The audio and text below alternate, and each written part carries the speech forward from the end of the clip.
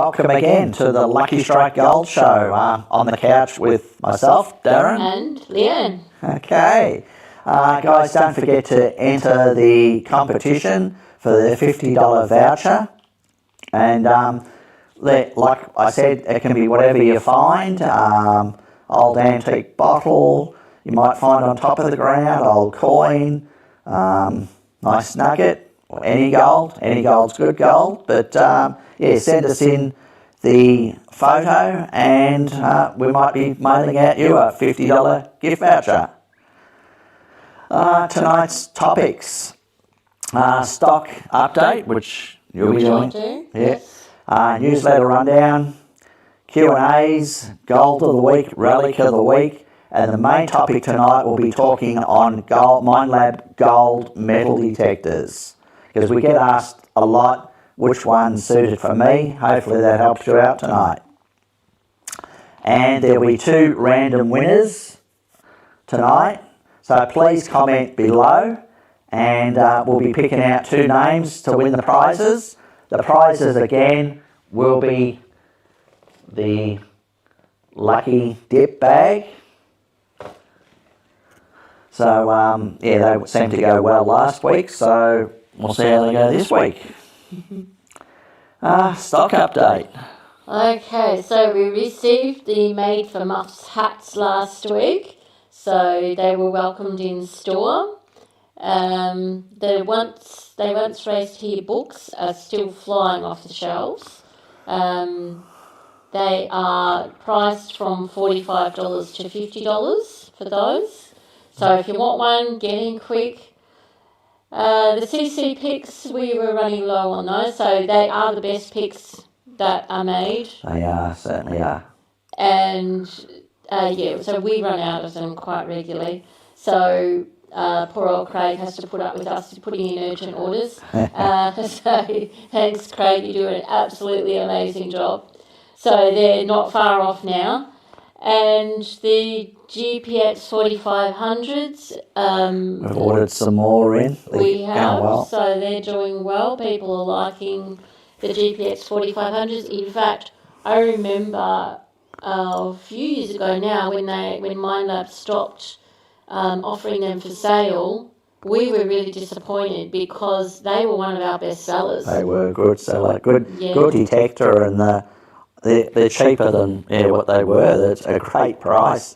Everything's going up, and they've come down, so great price. And they still there's still different coils out there for them, so a good machine is so versatile as well. Yeah, and look, there's a lot of second-hand coils around that will fit that machine, from a small, 5-inch coil basically up to, 25-inch coils. There's a lot of new and second-hand coils out there that will fit that machine. So if you're chasing small gold, you put a small coil on. If you're chasing bigger gold, you put a big coil on. Yeah, it just makes the machine a lot more versatile, doesn't it? Yeah, it does.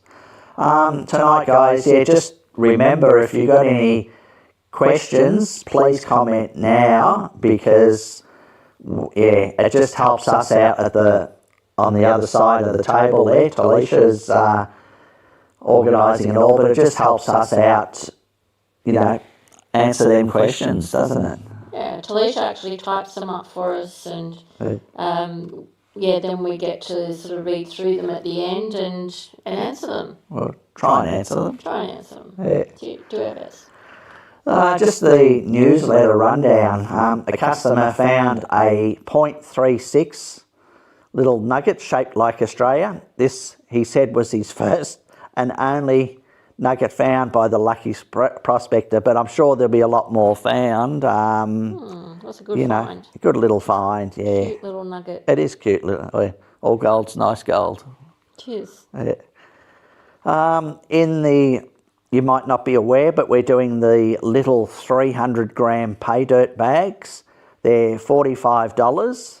And they're guaranteed to have plus a quarter of a gram plus in them. So a good little, if it's too hot on the weekend or it's raining, we can only hope for the rain, but if it was raining and you wanted something to do, you just buy one of these little bags and pan it off. And I always say to people, when you're buying a pay dirt bag, always pan it off in a tub or something. That way, if you happen to miss a few little bits, you wash that dirt back again through the gold pans. And like I said, if you haven't got 0.25 of a gram, which is a quarter of a gram in these bags, please check your dirt, because it takes me a long time to do them, and I triple check each bag and make sure that the right amount of gold is in each bag and it's consistently the same. Sometimes you'll get a little bit more because the pay dirt we get can be from a private mine site which has been screened, not washed. So there's a chance you could even get a bigger piece in that. And then I get other dirt from other areas. I get it from Dolly's Creek. I've got a special spot there. I'll get it from Enfield, Creswick. I get the dirt from different locations and add the gold, and anything you get over what's in the bag is a bonus. So. And as you can tell, Darren's very particular about his pay dirt. He does it all himself. Yeah. And that way he's got complete control over it. He knows what's gone in it. And, that's why he guarantees it. So, yeah. It's a good product. The tip that was in the newsletter, for deeper targets, Auto Plus on the GPX 6000 boosts the sensitivity, helping you detect faint signals buried deeper in the soil that auto mode might miss. Another little tip on the 6000, sometimes when I'm running difficult ground and there's maybe a sound there, I'll flick it, hit the button, and it takes it to normal ground, which is a straight line, and sometimes it will come in louder. It'll come in louder if it's a target, but then if it's a little patch of highly mineralised ground, it might also bring that in. But great little tips there. Sure is. We'll just go to a little video here today. It's a Steiglitz Well, so we'll hand you over to that. Yeah, it's Darren here from Lucky Strike Gold. This is an old well, an underground tank for water storage. This one's got a grate on it, I suppose, so you can't get into it. But a little story to tell you. Many years ago, probably about 20 years ago, I was up at Avoca near Lamplough, and there'd been an old homestead there because I could tell by the old trees and daffodils coming up, and there was one of these still there. And as I used to like collecting old bottles, anyway, there was a little bit of water in one. It was only probably that much water in there. And I went to jump into it. Look, they're not very deep, but I had my legs dangling down in there. I had my two arms on the side, and I went to jump in there, and all of a sudden something moved in the bottom, and it was this whoppering big black snake, and he was splashing around, and I must have shot out like a rocket. So lesson learnt. Yeah, don't go jumping into these type of things unless you know what's in there. But look, there was probably bottles in there, but I think they can stay in there. That's it. Okay, that's the Steiglitz Well. Yeah, quite an interesting architectural. I suppose they didn't have plastic to have underground water tanks back then, so they had to make it of bricks. But I suppose if the bricks cracked, they'd lose all their water. But just be careful when you're jumping down into the wells, because there could be a snake in there. I know a story about that. Yeah, I think we've told the story. Have you told the story? In the newsletter, the Golden Relics prospecting tours, the 2, 3 and 4 day ones are still booked out. We did the 2-dayer last weekend, which was good little weekend for the boys. Weather was kind to us, so good little tour. The next one's a 3-dayer and 4-dayer, but they are booked out. But please, guys, if you want to get on these tours, these boot camp tours, the 2, 3 and 4 days ones, please join up with our newsletter, and you can ring up the shop and say you want to be on our newsletter. They'll get your email address, and we send out a newsletter each week with tips and new products that are coming out. It's just a good one. And which tours are coming out too. So you'll be the first to know about the tours if you get that newsletter. Yep.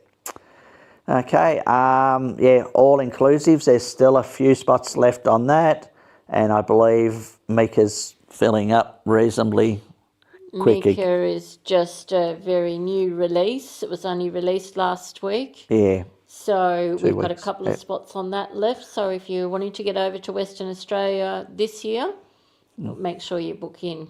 Yeah, and like I said last week, it's each area is different over there, and you learn different things, different areas, different ground. Yeah, it's just a good fun trip.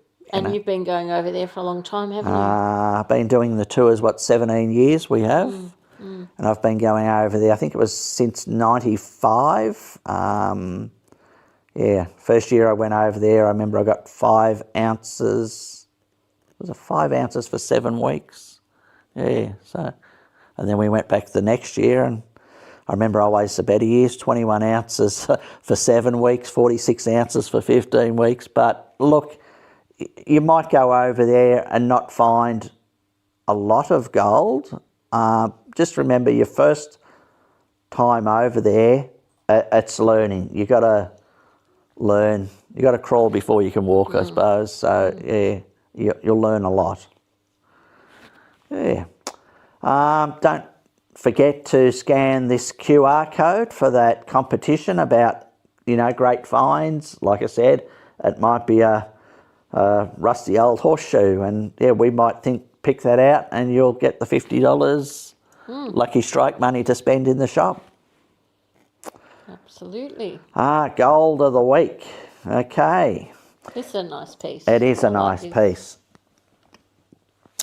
This is a specimen here that was actually found out at Creswick on the big deep lead mines, and that's why the gold is very smooth and the rock's very smooth. I think this is one of your favourite pieces. I really like that one. Yeah, but just a nice sample of a specie. If you're wondering how much gold is in it, I think it was about 15 grams of gold in that. So multiply that by 150. Yeah, what's that, 15? It's a bit, isn't it? I like your answer. But having said that, you said that came off the deep lead at Creswick. Yeah, the deep leads at Creswick, when you're from Creswick, if you're around the Slatey Creek area, you're sort of on the side of the Great Dividing Range. So the gold there is reasonably shallow, but the further north you go, the deeper the gold gets. It's in what they call the deep leads, which are old ancient riverbeds, and they can be 100, 200 feet down. And the old timers would dig a shaft down 200 feet, and then they'll tunnel underground and take the old river wash out and then bring it to the surface, process it. There at the Australasian mine, unfortunately, I think there was about 22 workers got killed. The monument's still there. They were digging underground following the old riverbed, and there was like an underground lake. They hit the pocket of water and it just gushed out, flooded the mine, and unfortunately they drowned, But you will get gold on the deep leads, but most of them through that area are on private property, so you're not allowed on there without the owner's permission. Well, it's the deep lead that the World Heritage bid for the goldfields is looking at too in Creswick. Okay. So that's interesting, isn't it? That's interesting because most of the big piles of quartz that is water worn, a lot of the quartz, as long as I can remember, has been taken away, and they crush it into sizable stone for gardens and roads and that. So, a lot of that history, unfortunately, is it's already gone. It's left. So I don't... Left its premises. Yeah, so I don't know, what they're going to want to protect. But anyway. Interesting. Yeah. The relic of the week. Like you guys know, I love my mining relics. And here's an old miner's lamp. Pretty crude sort of a looking thing. Probably homemade, I'd say. Or maybe it wasn't. Maybe it was made by a tinsmith on the goldfields. Now, the only light is a candle in there. Look, the glass is pretty dirty. There's a candle in there. You know, imagine carrying that underground, trying to see where you're going. It'd be pretty... Or not just walking, but digging under a candlelight. But that's all they had, you know. But I just love this sort of thing, you know. It's just a nice piece. If they could tell stories, eh? Oh, gee. Yeah. That'd be good. I'd have a few to tell, that's for sure. I reckon I would.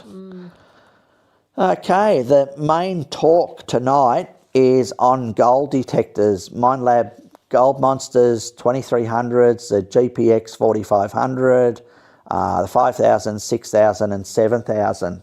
Because I've noticed each week people are asking me what's the difference between, you know, a 2300 and a 7000.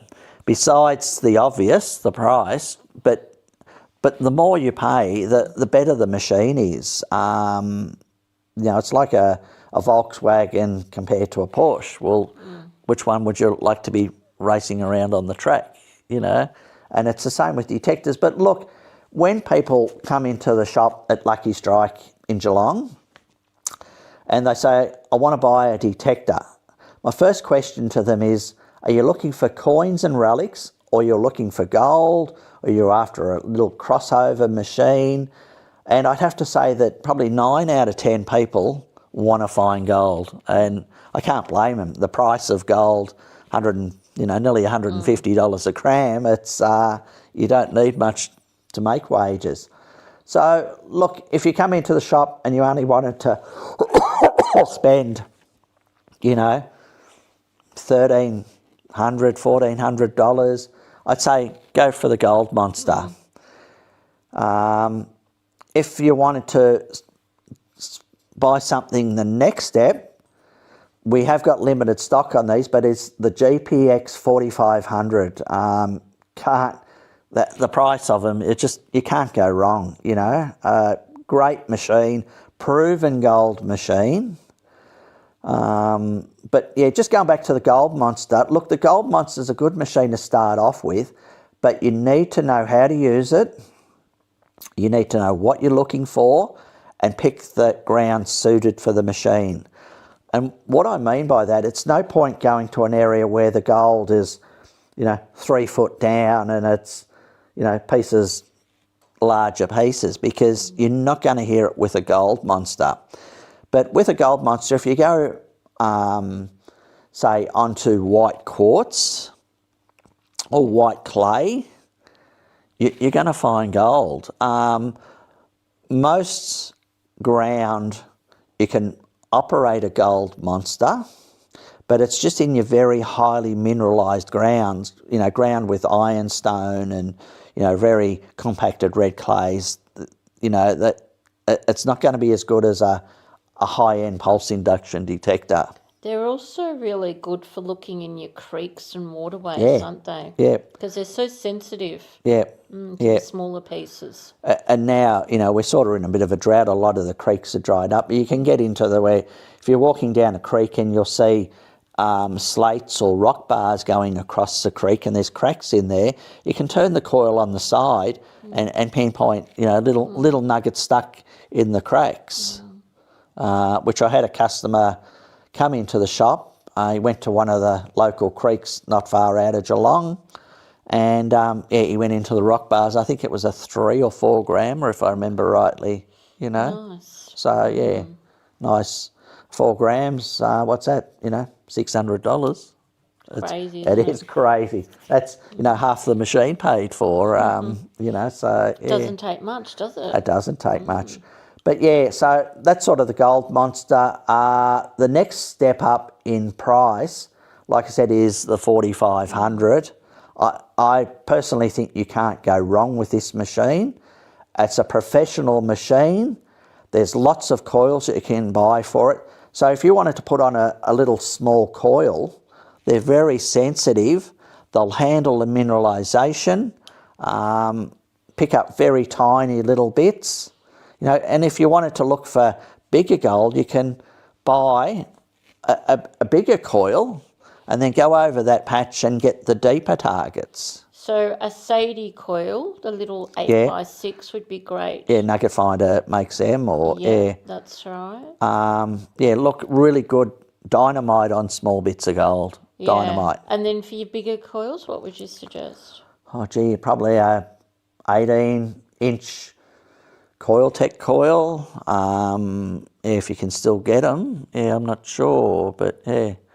But yeah, or Good question. We'll have to get on to Trevor about that. I have to get on to Trevor.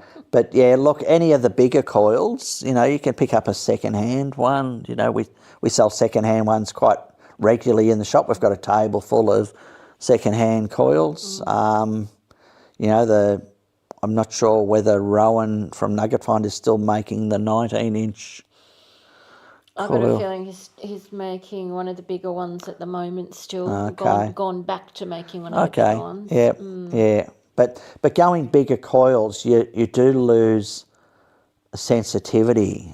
You miss out on the smaller bits, you know, the match head size bits, but you'll pick up bigger bits down deeper. So there is that little trade-off there. So you can, in effect, take your GPX 4500 out with a little small coil. Yep.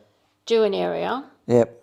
And then you could also go, like, get what you can, go back over that area with a bigger coil, if it's deeper ground. Yeah, and if it's a patch, yeah. Yeah, if it's a patch. Yeah. And then get more gold out of Yeah, that. exactly. Yeah. You know. Yeah. So you've got, you know, like several machines in one, basically. Yeah, yeah. Yeah, like I said, they're a good machine. Yeah, no wonder they're selling well. That's right. The next step up is the 2300. Now, the 2300's a very solid machine. We love it because of the way it compacts down. We do. It's so unique, isn't it? Yeah. And a lot of caravan people travelling around Australia, you know, that stop and do a little bit of detecting here and there, they love it because it folds up to that by that. Backpack size. They can put it under the seat and no one, you know, looking through the window knows they've got it, so you can hide it quite well. And very easy detector to use, very easy. Basically turn on and go. Turn on and go. Yeah, there is a little sensitive side switch there. Look, like when we're on the training days with their machine, we recommend something to pick up them little bits a lot easier. But that's something we teach on the tours. Yeah, so great machine. The 5000, people are going to ask what's the difference between a 45 and 5. 5 have a few more timings built into the machine. There's a quiet timing there which quietens down the machine a little bit more on the hotter ground, and it's got the fine timing switch, and it just makes that machine run a little bit smoother, and you can hear them little bits a lot easier. And if you don't like that constant noise in your ears, the 5 is probably the machine I would choose. Yeah, it's a good all-rounder, but then I suppose on price, it just depends on your price. That's right. Price point. And again, it takes those small coils and the bigger coils. It does. The same as the 4500 takes. Yep. So you've got that versatility again, haven't you? Yeah. Good all-round detector. Next one, my favourite detector, as you guys know, is the GPX 6000. Very light, easy to use, dynamite on small bits. And to give you an idea how good they are, when they first come out, I went to a patch that I'd been over with all machines and different coils. Thought I'd cleaned it out. went onto the middle. It wasn't a very big patch, but I'm talking there's probably, 1,000 bits found on this little patch that I've got over the years. I stood in the middle of the patch, I turned on the machine and I swung the detector and I thought, this is faulty. It's pinging, I'm getting 2 noises per swing here, something's wrong. So I dug them up and they're actually tiny bits down, just out of range of the other detectors. And off that little patch I pulled 120 pieces, so it won me over really quick. I had a few other patches in WA, and I took Dave and Pete with me, our trainers, and Dave nearly paid for his detector when we were over there, and we weren't over there for that long. Yeah, he resisted getting one, He didn't did. he, for a while. And He did. I actually ended up packing one up for him and sending it across to him. Yeah. Because he could see the difference the 6,000 was making. Yep. Because Darren and Peter had a 6,000 each. Yep. And, he could just see the difference. He wasn't getting what they were getting. Yeah. And, like Darren said, he almost paid for it after, how many weeks was it? It was about 5 weeks, I think we were over there. Yeah. But I did know the patches too, so it certainly put helped. Him onto the right spots. Yeah, but I remember one spot we went to, I walked over a creek and I found a patch and I said, Dave, here, come finish this off. And I walked off, left him there and he's yelling out, got another one. And I had no more gold. And I thought, what have I done? And then I was walking down the hill and I found my own patch. It was just little bits everywhere, and a little bit now, like a 0.2 of a gram is like, what's that, like $3. It's just crazy. It's 0.2 is $3. Okay, so you're picking up $30. Sorry, $30. Well, that sounds better. I was going to say you're picking up $3 nuggets everywhere. $30 nuggets. Yeah. I remember the days when I was selling it for $12.50 a gram, but that's going back a while. Right. So, look, the 6, great machine, light, few options with coils out there. Bit hard to get some of them. They're hard to get at the moment, both from Coiltech and Nugget Finder. But look, nothing wrong with the standard coil, but but the aftermarket coils just can be a little bit more sensitive. The noise a little bit louder. But they've been really popular. They have. Really popular. Yep. So there are 3 different sizes from Coiltech. Yep. And there's one size at the moment from Nugget Finder. Yeah, the Exceed coil, Yeah. So the Gold Hawk coils from Coiltech and the Exceed coils from Nugget Finder. Yeah. The GPZ 7000 is their Minelab's flagship detector. Punches down deep. Look, a little bit heavy, and like I say to people, if you're younger and fitter, or you want to be younger and fitter. And look, there is a few options with coils there too, aftermarket coils, which are approved coils from Minelab. There is other ones out there that aren't approved. Now, I wouldn't put anything that wasn't approved from Minelab on a $10,000 plus machine, because if something goes wrong, there have been instances we've heard, haven't we? Their coil has actually blown up the 7,000. And don't go putting any unapproved coils on. Not at all. It's not worth it. I know everybody's trying to get the advantage over everybody, but I think it's a disadvantage. I really do. So look, it really depends on your budget. But on that 7,000, the bigger coil is a really good coil too. The 19-inch coil is a little bit on the heavy side, but it punches down deep. And we know a lot of people in Western Australia that are doing quite well with the bigger coil, 19-inch coil. It's well worth going to the gym just so you can swing that one. Yeah. But look, once you've got your harness on, they come with a really great harness, a padded harness, really good harness. They come with a good bungee strap, and, you know, they do take the weight off. And in a paddock situation or working new ground in Western Australia, you're on mostly flat ground, you know. If you're in Victoria and you're working the mullick heaps and you've got to lift it up over the mullick heaps and that, it can get a little bit tiring. But the funny thing is, when you find gold, all your aches and pains go and you just keep pushing yourself. So that's right. Well, it brings to mind the story about Kevin Hillier when he found the hand of faith and he was suffering from aches and pains and a really bad back. And when he found the hand of faith, he didn't feel his back anymore or all his aches and pains. They all magically disappeared. As he used to tell the story. Off memory, I could be wrong here, guys, but it was found, I think, in 1980. It was found with an old Garrett deep seeker, and it was 876 ounces.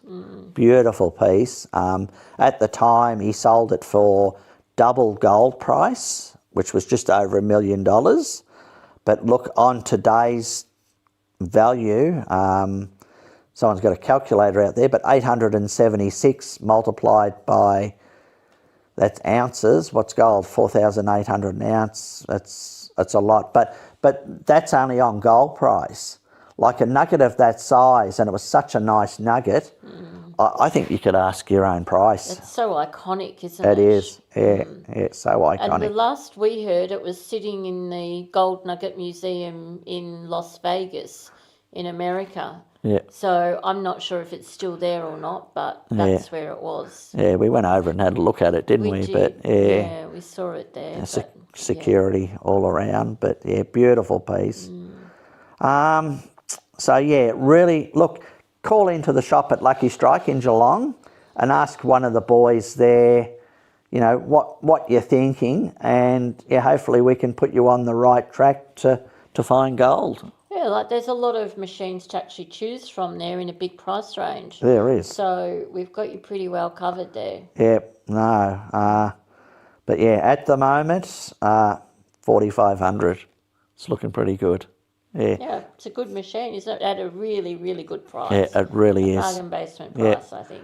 And like I said, we take you out for a day and show you how to use it and what to look for. And look, when I started in 1980 prospecting, there was no one around to help me, show me how to use the machine, nor what to look for. So, you know. And now you've got all the help that we can give you, basically. So there's a lot of help out there now. There is a lot. And, you know, quite often, it was just a few months ago, for people that bought a 6,000 office, we had a weekend away, didn't we? And, you know, that was fun. It was fun, you know. It was fun. We had a really good time with the guys, didn't we did. It was like family, wasn't it? Yeah. They all bought caravans. We went onto a private property.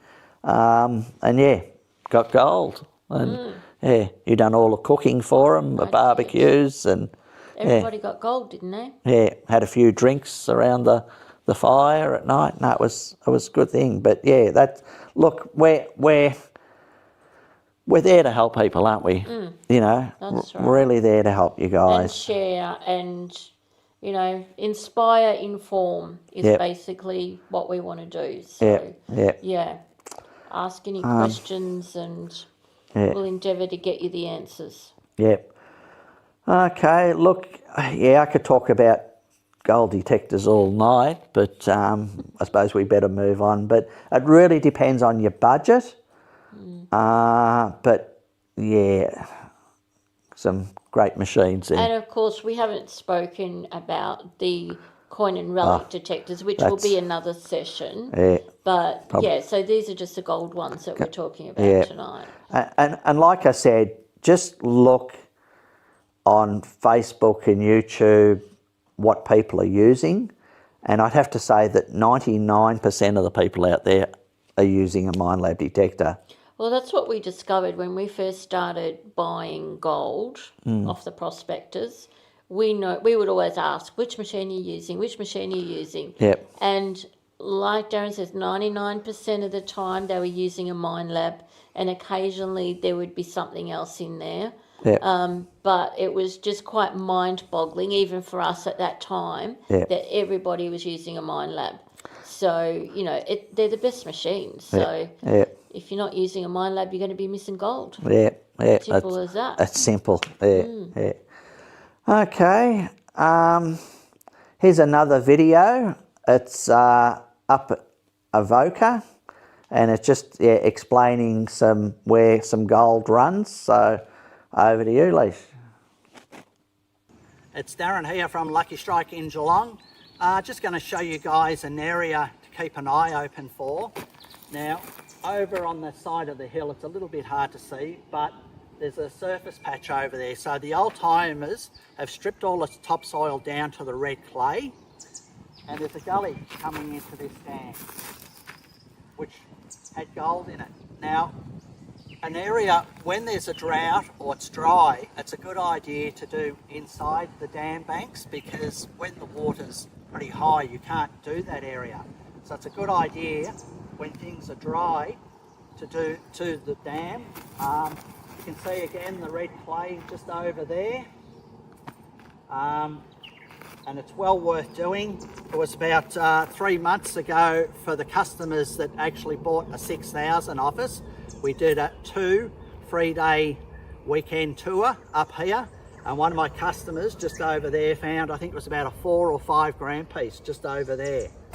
So what I'm saying is, just because there's gold coming down and it comes to the dam, don't think that gold stops, and that gold will continue down further, but it's well worth doing the dam banks. Okay. Topics to discuss. Look, things we're going to be talking about as they come up will be about pinpointers, detecting accessories, dredging when it was legal. Were you around in that time, that day? Look, I have done a little bit of dredging when you're allowed. Yeah. When did it get banned? Gee, I reckon it was probably about 88, somewhere around there, you know. Yeah. Look, you can still dredge on a mine site, an approved mine site, you know, dam and that, but with dams, well, it's going to just murky that water up, you know, it's, yeah. So can you dredge on private property in a dam? No. Oh, you can't? No, okay. because then you're mining.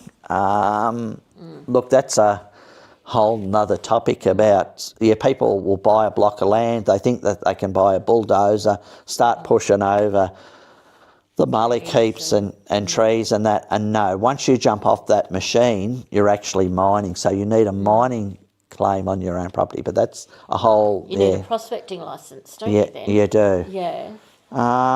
Look, with pinpointers, really good. If you're digging deeper targets, say you've got a big coil on your 5,000 or 4,500 and you're down 2 foot, and it's very hard to pinpoint because when people dig deep holes, they tend to go like that. So pinpointers are good to work out where that target is. And look, I've done it myself. I know in WA I was digging a really deep hole and I thought it was in the centre of the hole. Like, you can bring the coil in flat on the sides, but when you've got a big coil on, it's pretty damn hard. But anyway, I thought it was in the centre of the hole. I dug down, I reckon it was probably that deep, and I looked into the side wall and I could see a nugget. It was about a 12 gram piece. Now, I dug that much further than I needed to, but that's where pinpointers are good. Pinpointers are good in parks and beaches when you're looking for coins, because you can just dig a little plug in the park, put the pinpointer in the hole, work out where it is, get a little pinpoint, like a little screwdriver, flick the coin out, put the plug in, and away it is. And I find that really good for anybody that's new to prospecting too, because there is a skill in finding like in pinpointing with your coil. Yeah, And yeah, find the newbies yeah, really get a great advantage out of the pinpointers. yeah, You know, when you've had, 10 or 20 years experience, maybe you don't really need a pinpointer, but up until that point in time, they just save so much time and energy Yeah. and frustration yeah, trying to actually get your gold nugget out of the dirt. yeah. I had a private tour on the weekend, and yeah, a lot of people, where the target is, they'll actually, as they're coming detecting, they'll go past it, but they're picking it up on the back of the coil, and they're digging on the back side of the coil, not the front side of the coil. I always tell people to come back half a metre, come swinging into where the target was, and generally on Minelab detectors, where the sticker is, that's a good area to start digging, and then when it's out in the pile, it's just a lot easier to find. But look, I'm going to talk about pinpointers another night, like show you the different types that we sell. That's the whole... We've got a good range in store, haven't we? We have got a good range, No, we've got them all in there. Generally got them all in stock, Most times. Yeah. Talking pinpointers, before I forget, I remember doing a tour around the Creswick area. Creswick's just other side of Ballarat there. That's where we generally do our tours, one day is anyway. But I was supplying the detectors, and a woman said, I've bought my own detector along. And she had a bag, and she bought this collapsible stick, and she taped a pinpointer on the end of the stick, and she was walking around with the pinpointer. And look, I said, you may find some gold, but please have a lend of one of my detectors, It's just crazy. So did you actually think that's what you did? Oh, well, yeah, I suppose that was a cheaper way of buying a detector. Yeah, I guess. But... sometimes we sell the pinpointers to parents who want something for their kids to do, and they don't really want to outlay that whole metal detector expense. Yeah. And they said the kids just have fun sitting in the dirt, trying to find a coin. Yeah, that's right. And, that's fine for kids stuff like that too. And the kids, and the parents will generally throw a few dollar coins in a sand area, make it fun, Yeah, it's kind of cute. Okay.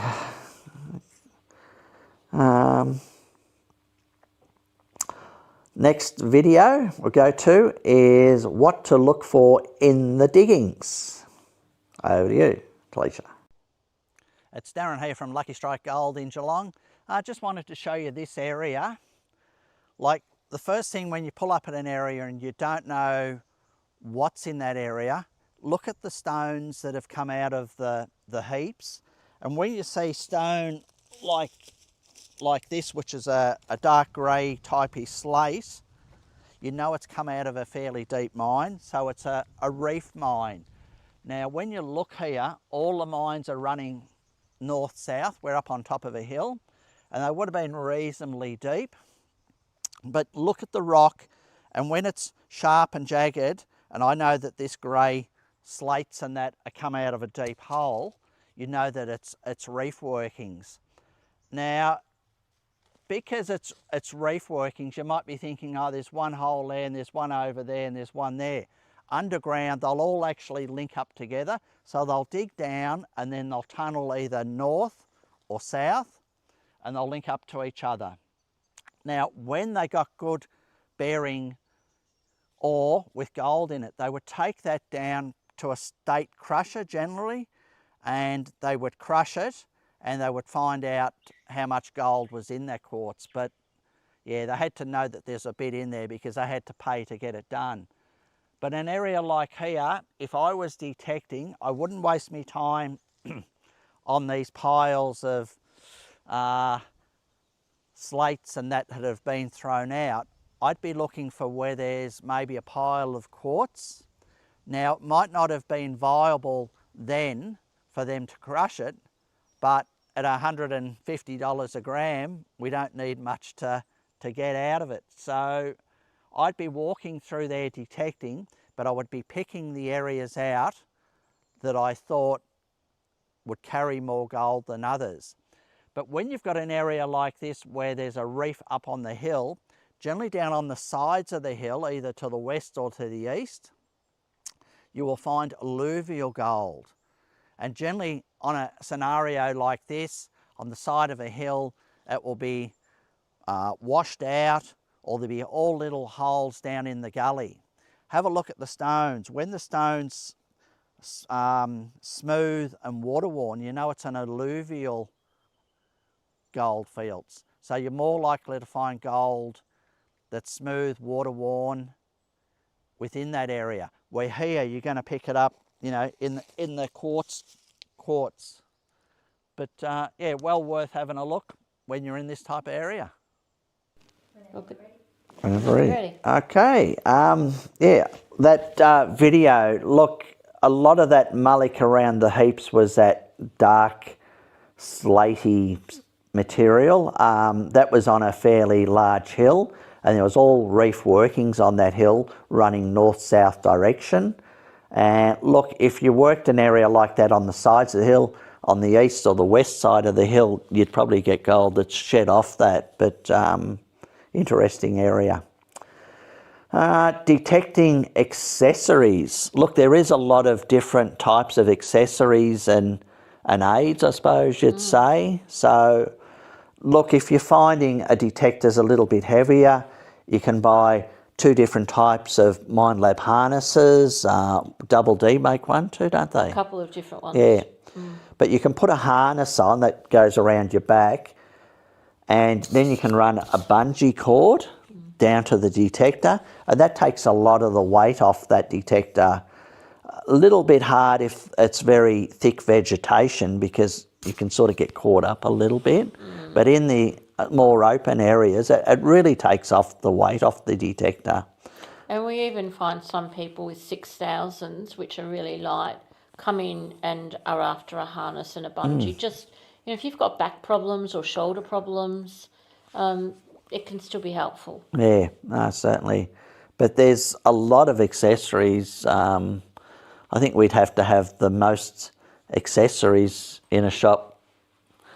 You know? If you haven't been to the Geelong store, it's a big store. Yeah. And you find all sorts of little gadgets and things there. What did somebody say? I think it was Bart, wasn't it? Yeah. Bart on Facebook the other day called the Lucky Strike Gold Shop his pleasure shop. And then we had another customer say it's the Bunnings of the prospecting industry. Yeah. Yeah, we try and have a big range of stuff, don't we? You know.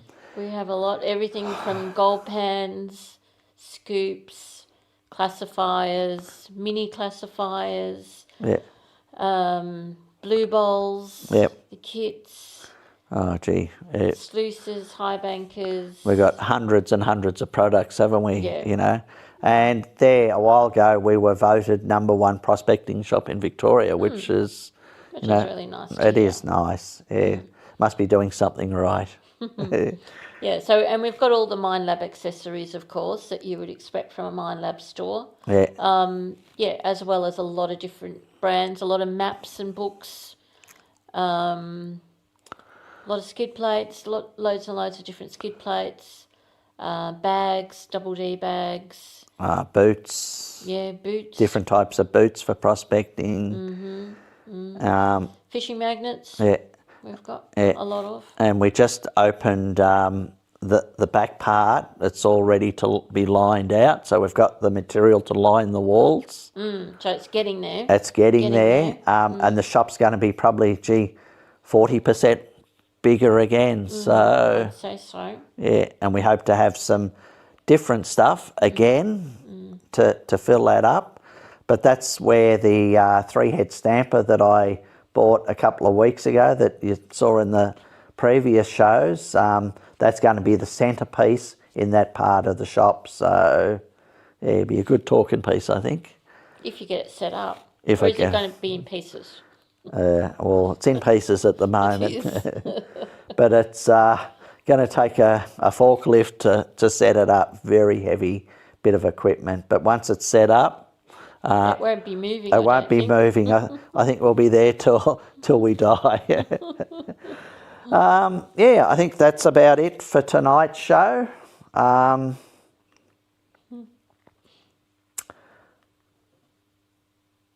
That's about it, I think. Okay.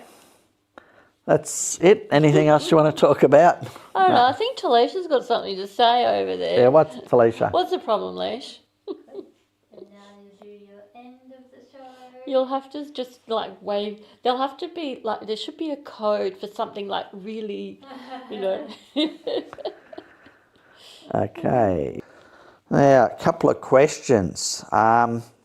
Do you take gold as payment for a detector or trade-ins? Yeah, certainly take in trade-ins. Look, it depends on what it is, I suppose, trade-ins, you know, how old the machine, how much it's been used, yeah, whether it's a machine I've heard of, because there is... Well, I was just going to say, if it's a Minelab machine, like, they're more sought after than anything else. So we'll be more likely to take a Minelab machine in as a trade-in. Yeah, over something else. Yeah, because like we say that 99% of the people are using Minelabs. You know, we have taken in other machines, haven't we? And they've just sat there and sat there and sat there and... And sometimes the really, really old ones will go up on the wall. That's about all they're good for. Yeah, and we do take gold as payment on detectors traded in. Yeah, Does everybody know that we do buy and sell gold? I'm sure. Probably not, but we could talk about that another night. Perhaps talk about that Yeah, another and night. different types of gold and that. Yeah. So yeah, we do take gold as payment on detectors or accessories or coils. Or just we give you cash as well for that. Yeah, true. Yep, true. Gold's always welcome. I like gold. How to pinpoint with a coil is another question there. Look, with your smaller coils, when you're digging the hole, have the hole so it's reasonably flat so you can come in nice and flat. If you're digging a little hole, it's hard to get that coil into the hole, so you need that coil running flat. But when you've got a small coil and you've got a reasonable size hole, turn the coil on its edge and come from the different angles, and when you get the louder sound, it's generally in that side wall.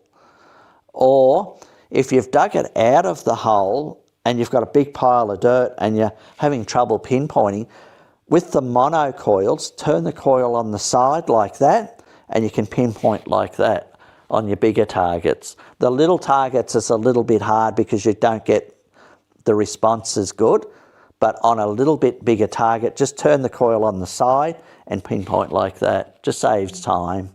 And the quicker you can dig that nugget out of the ground, put it in your bottle, you move on to the next one. So, yeah. You want to talk... Future boot camps. Yes, so there's a question about whether we are having future boot camps, when they are. So we have... put into place all our boot camps for the first 6 months of this year, and then we will be doing more boot camps in the second 6 months. So they will be released probably around, I don't know, May. It's probably a good time to release those ones. And we do the 2 days, the 3 days, the 4 days, over that period from September through to November. December gets too busy for people, so we don't do one in December, but those other months we'll definitely have them. And the boot camps, you know, the 2, 3, 4 and 5 day ones, they can be anywhere, can't they? From Beaufort to Avoca to Castlemaine. Where else have we been? We change them around. We change them around, yeah. And it gives people a good understanding of, you know, locations of where to find gold, how to find gold. Like, we have 2 of the best trainers ever in Dave and Peter. They are magnificent. So they don't pull any punches. They just tell you how it is. You learn so much from them, and we just get rave reviews about them all the time. So they are really, really great guys. And we try and mix it up. You know, if we can get onto private land, we'll go onto private land. You know, sometimes Crown land, it's just as good as private land, but it's knowing where to go is the secret. Being able to read the ground, and exactly. then you've got your tour guides there to help you. You don't have to do it yourself. No. So they can point you in the right direction. Yeah. And you can pick their brains till the cows come home. That's it. Okay, I think that's about it for tonight. So I think. thanks for watching, everybody. And as I always say, have some golden dreams.